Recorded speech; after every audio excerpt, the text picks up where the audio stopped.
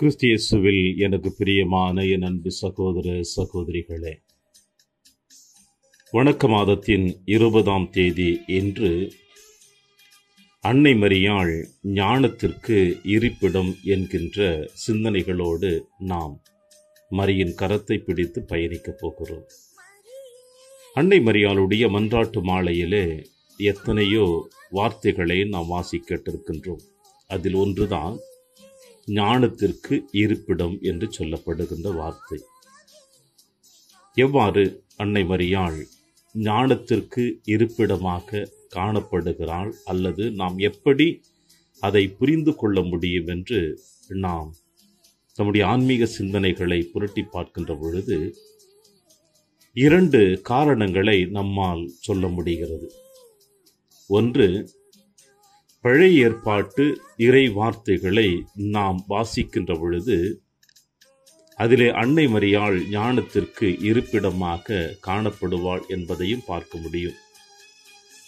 2வது நிகழ்வு, ஞானமே அவருடைய வயிற்றில் இருந்தது.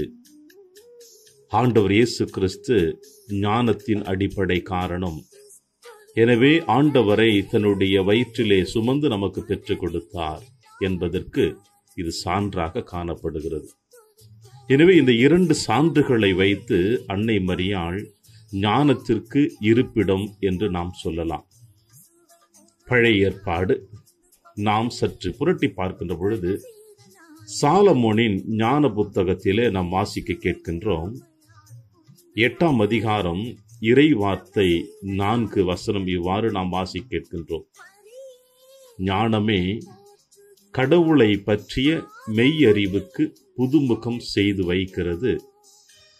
அவருடைய செயல்களை தேர்வு செய்வதும் அதுவே.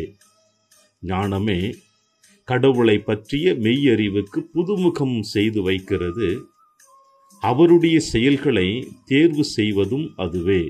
இது சாலமோனின் ஞான புத்தகத்திலிருந்து நாம் வாசிக்க கேட்கின்றோம். 8ஆம் அதிகாரம் 4வது இறை வசனம். இது எப்படி அன்னை மரியாளுடைய வாழ்க்கையிலே நாம் இணைத்து பார்க்கலாம் என்று பார்த்தோம் என்றால், அன்னை மரியாள் ஒரு சாதாரண பாமர பெண்ணாக அவர் இருந்தாள் என்பதையும், ஒரு சாதாரண குடும்பத்திலே பிறந்த ஒரு பெண்ணாகவும் இருந்ததையும், அப்படி சாதாரண தம்பதியர்களுக்கும் பிறந்த இந்த பெண்ணானவள் இறை வார்த்தையை தன்னுடைய உள்ளத்தின் ஆழத்திலே சுமக்க ஆரம்பித்தாள். இறை வார்த்தையை தன் உள்ளத்தின் ஆழத்திலே சுமக்க ஆரம்பித்தாள். இந்த இறை வார்த்தை ஒன்று மட்டும்தான் அன்னை மரியாளுக்கு இறைவனோடு இணைந்து பயணிக்க அவளுக்கு பெரும் வாய்ப்பை கொடுத்தது. எந்த அளவிற்கு இறைவனை ஆழமாக அன்பு செய்தாள் என்றால், இறை வார்த்தையை தன் வாழ்வாக ஏற்றுக்கொண்டதினால் இறைமகன் ஆண்டவர் இயேசு கிறிஸ்துவையே தன்னுடைய வயிற்றில் பிறக்க செய்வதற்கு, ஆம் இதோ ஆண்டவருடைய அடிமை என்று தன்னை அன்னை மரியாள் ஈடுபடுத்தி கொண்டாள். இப்படி தன்னை இறைவனுக்கு ஈடுபடுத்தி கொண்டத ஒரு காரணத்திற்காகவும், அன்னை மரியாள் வழியாக இந்த செயலை இறைவன் தேர்ந்து கொண்டதற்காகவும், இதற்கு அடிப்படை காரணம் ஞானம் ஒன்று மட்டுமே.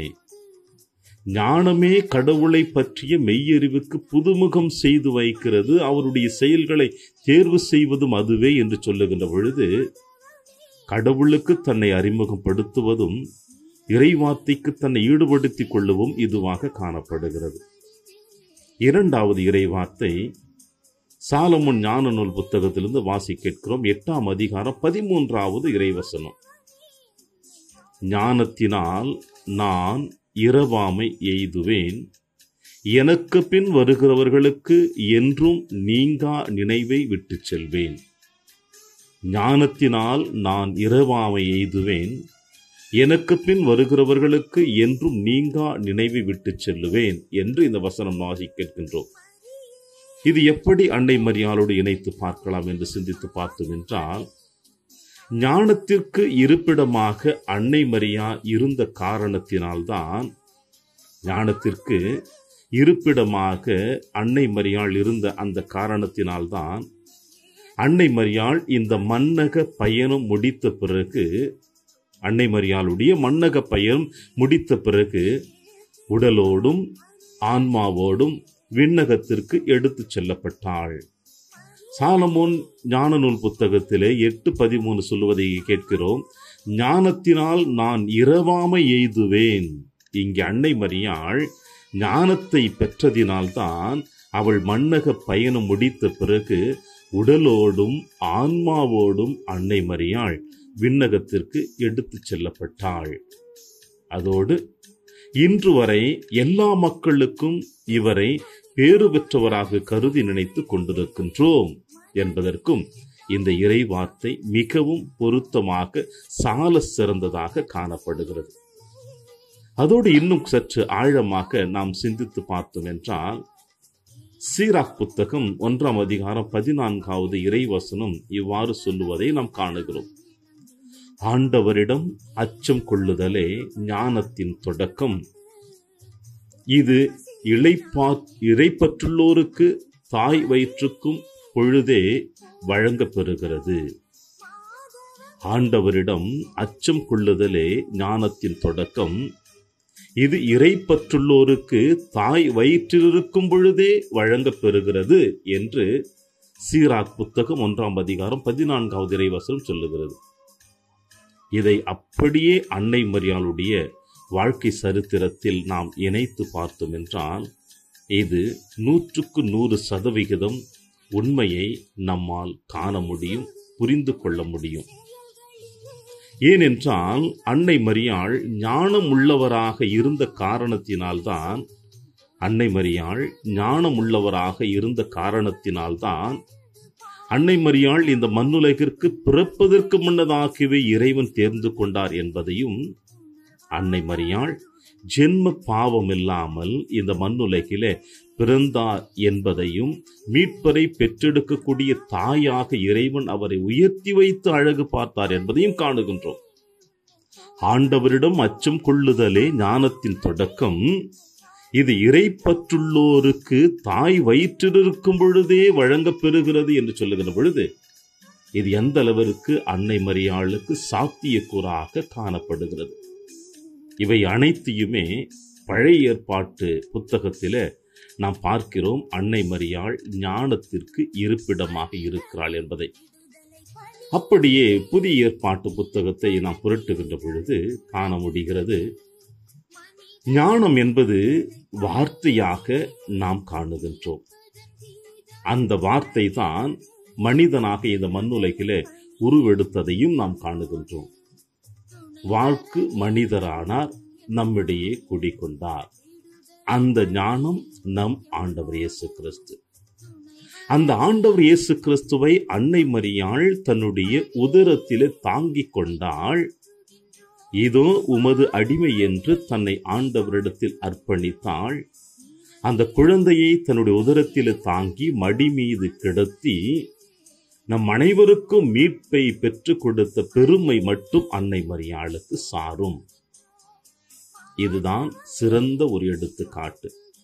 ஏனென்றால் நாம் லூக்கா எழுதிய நற்செய்தி 2ஆம் அதிகாரம் இறை வார்த்தை 52 இவ்வாறு வாசிக்கிறோம். இயேசு ஞானத்திலும் உடல் வளர்ச்சியிலும் மிகுந்து கடவுளுக்கும் மனிதருக்கும் உகந்தவராய் வாழ்ந்து வந்தார்.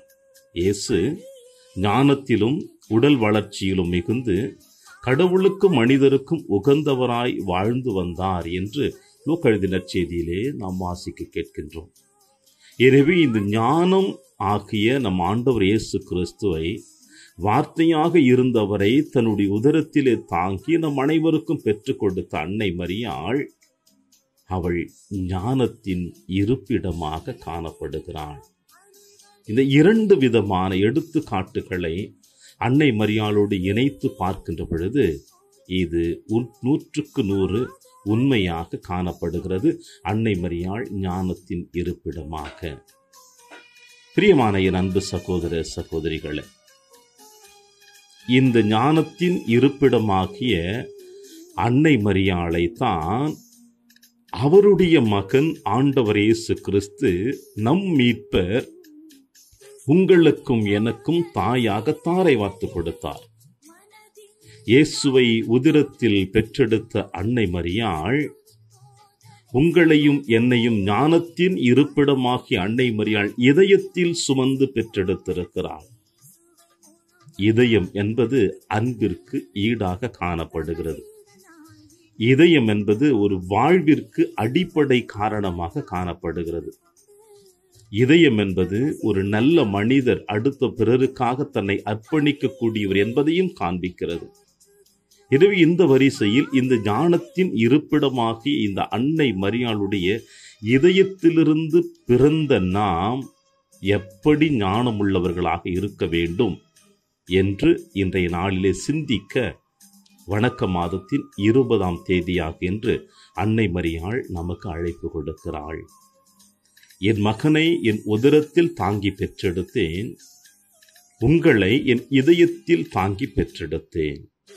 ஆக அவர் ஞானத்திலும் கடவுள் பக்தியிலும் சிறந்து விளங்கி மனிதர்களுக்கு உகந்தவர்களாக வாழ்ந்தார் என்று லூக்கா நற்செய்தியிலே நீங்கள் வாசிக்க கேட்கின்ற பொழுது, நீங்களும் அவரை போல என் இதயத்திலிருந்து பிறந்ததினால் நீங்களும் ஞானத்திலும் சிறந்து விளங்கி என் மகன் எப்படி இந்த மண்ணுலகில் மீட்பிற்காக உழைத்தாரோ அதே போல உங்களையும் உழைக்க நான் அழைக்கிறேன் என்று நம் அன்னை மரியாள், நம் தாயானவள் நமக்கு அழைப்பு கொடுக்கிறாள்.